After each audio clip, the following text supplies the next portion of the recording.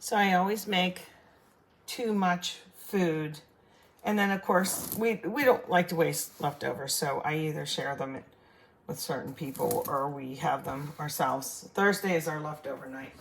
But I had this little tiny head of cabbage. I don't know if you can see this in the picture. Let me get this going. And I put it on the boil and then on simmer. See, he's in the water. I'm going to take him out and drain him. I have him core side down, but I did dig out the core a little bit. And that way the steam, because I need these little cabbage leaves. See, once I have this cool, then I can finish this. I just got out some ground beef and I put it in the defrost setting in my microwave for like 40 seconds and it's fine now, okay? I had leftover rice. Waste not, want not, right? And I'm gonna put that in. I like the cooked rice as opposed to the raw for this particular dish. I do about half and half, half rice and half, doesn't look like it. Maybe there's a little bit more rice. And then I cut up, this is a pretty big onion. So I'll put him in, okay? I might add some ketchup, but I'm definitely gonna use an egg. And then I have a can of the crushed tomatoes. I do have my favorite brands, but this one's fine from Aldi. So I'll get an egg, put a little garlic salt in there, and a squirt of ketchup or a little bit of this in to make a nice mix. But let me get my little cabbage boy out and let him cool his little head off. And then I'm gonna wrap up some pigs in the blanket. Do you call them, or what do you call them? Do you call them stuffed cabbage? Whatever. So cabbage rolls, how about that one too? Okay, and you'll see the finished dish in just a little. Okie doke, I decided I do like a little garlic powder in it. Here's my egg.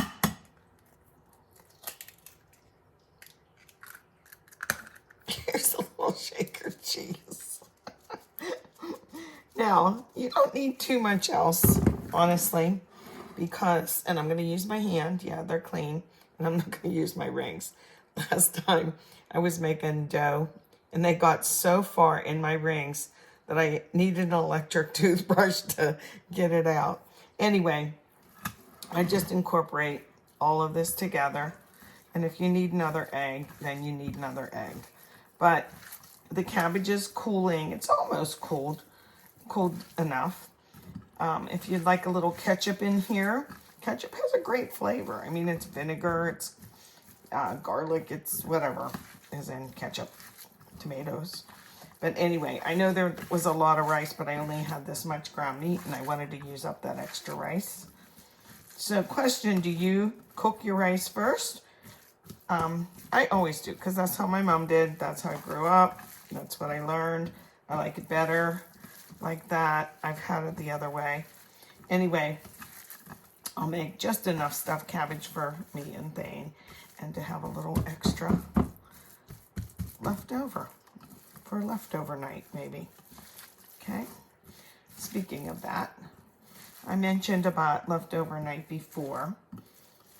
It wasn't always a thing, but we found that if you cook every night, kind of like I do, we like to go to dinner, don't get me wrong, but if you do, see, this is a nice consistency too.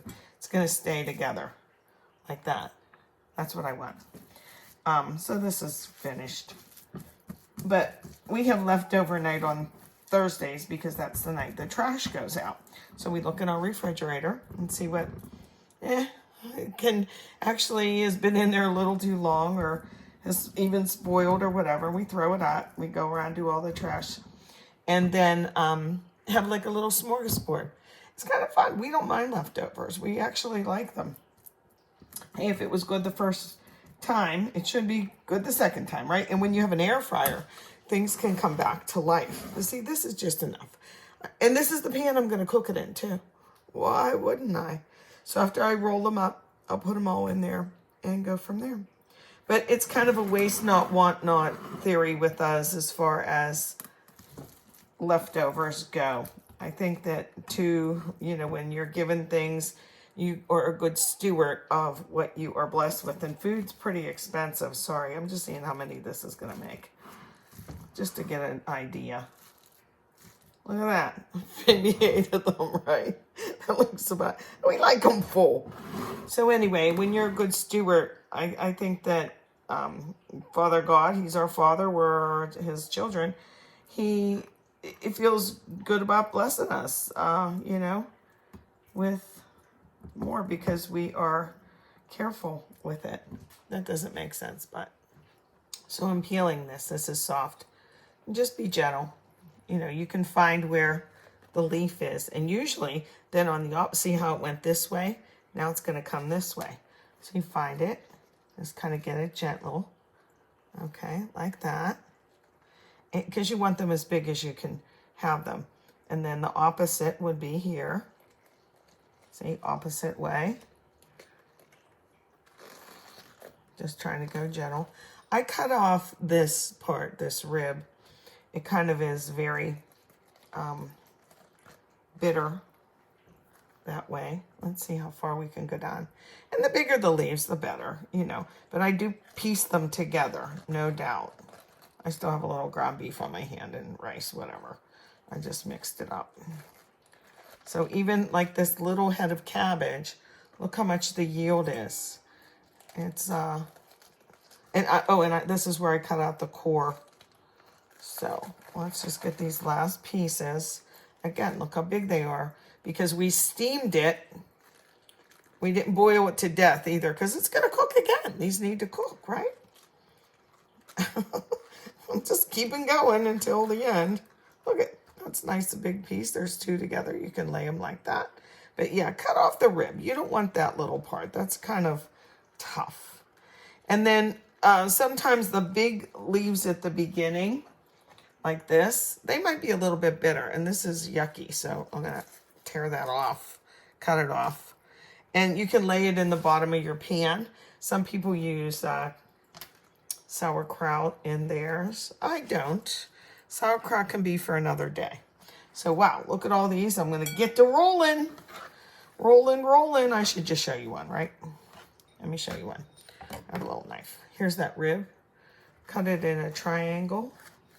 Now, I don't know how you did this, but this is how I do it. You do you. You let me know how you do it then. And I fold it over. Let me grab a little Scoopy Doopy.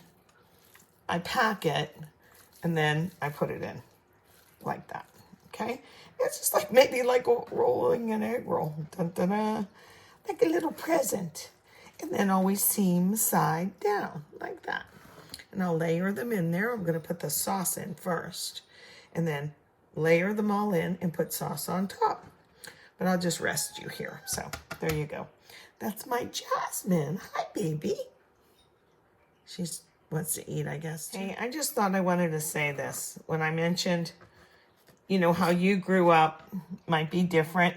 And we tend to favor how we grew up, like our flavors that we like, things we eat, things we don't eat. But I wanted to say this. How I grew up was not with a big variety of foods. I think my mother would have been a pretty good cook. She was a good cook. But I think because she could cook with what she had, the ingredients she had, we were extremely poor. You would be surprised if I told you stories about just how poor we were. And I really think my poor mom, I wasn't exposed to a lot of different foods. So there wasn't a big variety. It was like ground meat, 900 ways or whatever it was. And I'm getting to the little hard pieces now here. But she would have been a great cook had we had a variety of foods. I hadn't even tasted fresh garlic. I'm not kidding you. Until I went out to eat, kind of like on a date. And I was like, what is this wonderful stuff? What is this wonderful garlicky bread? That, or shrimp, or even kobasi. We never had that growing up. We didn't have, like I said, a big variety of things to eat. We just ate beaners and weens. hot dogs with beans. When we used to kid around and that was dinner. That was just dinner. Now my mom made things homemade, but you know, so she made mac and cheese. Woohoo, that was pretty good. But it was never a box. I don't even know if they had boxes back then. Did they have boxes of mac and cheese back then? I don't know. I suppose they did. But, oops, this one's kind of little. I'm going to do the rest of this in here. And then just, I have extra cabbage, so I'll just cook that in there because I like extra cabbage. How about you? Last little guy, he's a little fat boy too. Little piggy in a blankie, huh? Yeah, but anyway, I just wanted to say that because I know a lot of people like, oh, don't you put kielbasa in there? Shirley, don't you do this? Don't you that? When we make ours, well, good. Share how you make yours. I'm always welcome to hear things. But I never looked up a recipe. This is just kind of what I remember. And from that, that's what you like. Did you see what I did there? I put that extra onion and stuff. It'll just flavor the sauce. I might as well start that now, right? Get in there, but only about half because I want to cover them. I didn't make a lot this time because I always make too many, like I said. You know, always make too many. And this way, there's just enough. Maybe for like 2 dinners, huh? And put these in here. I think I'll cover it, like I said, with cabbage, some sauce, and I'll put more cabbage on top. And I'm too gabby. Sorry about that. But I wanted to give a little shout out to my mom. So I did. Okay, the little piggies are done cooking. I had them in there about an hour and a half. They're hot. I don't like the cabbage too mushy, so there's that. I checked this one just because I forgot when I put them in and then I remembered. So I checked it. I just cut it in 2 and looked at the meat part. That cooks, you know, really fast also. But like I said, I don't like the cabbage too mushy. So I'll just leave this on the stove top. We'll make little mashers with just a few potatoes and little corn and some, I don't know, I think I have a little bit of leftover salad. So happy eating. And it sure smells homey in here. Don't you love that smell? I know I do.